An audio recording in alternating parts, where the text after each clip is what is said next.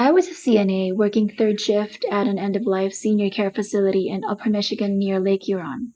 The hours were usually quiet as everybody was in bed or heading there and meals were over.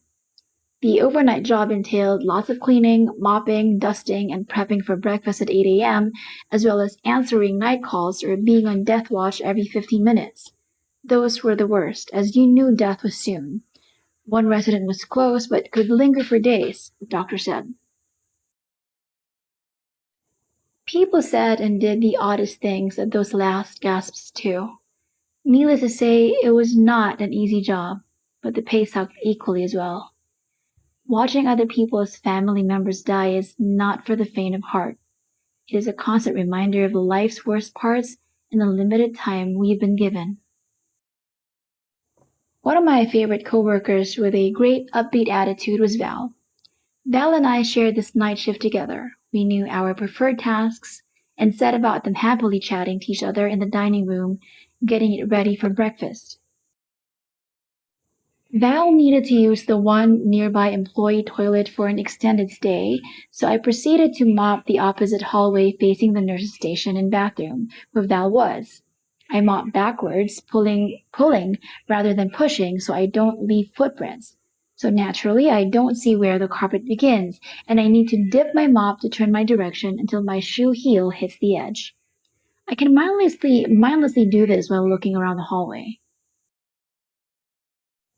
I was in the process of dipping and squishing my mop when a form caught my eye in the hallway arch entrance to the doors leading to both the nurse's station and opposite the bathroom where Val was. I thought it was her running back to the floor refreshed and unburdened of previous meals. Nope. What I saw gave me great, open-mouthed, silent scream pause. Peeking and stretching out across part of the hallway ceiling, maybe 15 feet long, into the main, taller hallway where I stood frozen, was a dark, human shadow form, all dark gray, smoky, and eyeless. It blocked the view of the objects and huge 5 feet long dimmed hanging lights behind it. It stayed there for maybe 2 to 4 seconds, then zip, it shot back into the hallway faster than a blink. I stood there, scared, silent, and immobile, as I heard the bathroom door open. Val screamed and slammed the door again. I heard her call my name through the closed door and slowly crept to the hallway to see nothing there but the open door to the nurse's station. The bathroom, and now the break room across the utility closet where the cleaning supplies lived, the hallway was clear of whatever that thing was. I called Val's name from outside the door, knocking too. She asked, squeaking. Is it gone? I responded quietly. Yes. What did you see? Because I saw something.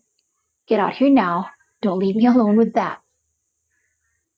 Val came out and grabbed me in a hug so hard I knew she was scared. Val shook, saying that she opened the bathroom door, which should have seen the nurse's station open door and part of the hallway wall. But what she saw blocked the door and most of the wall. It was huge, filled the wall, and was smoke black. She didn't see a top or a face shape to it, but it blocked her exit like a smoky haze right against the door, leaking in. So she slammed the door fast and screamed my name.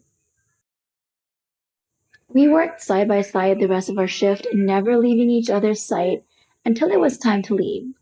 The morning shift supervisor wondered why we both clocked out and then bolted in a huge hurry that day. Val told her about it later in a text message saying she was taking a day off. Not sure if it was a Reaper we saw, but right after we clocked out, a resident died 5 minutes later. There were many sightings of past dead residents and ghostly mists in several of the residents' apartments. After that night, Val and I never strayed far from each other while working, even to the point of guarding the bathroom door for each other to prevent future scares.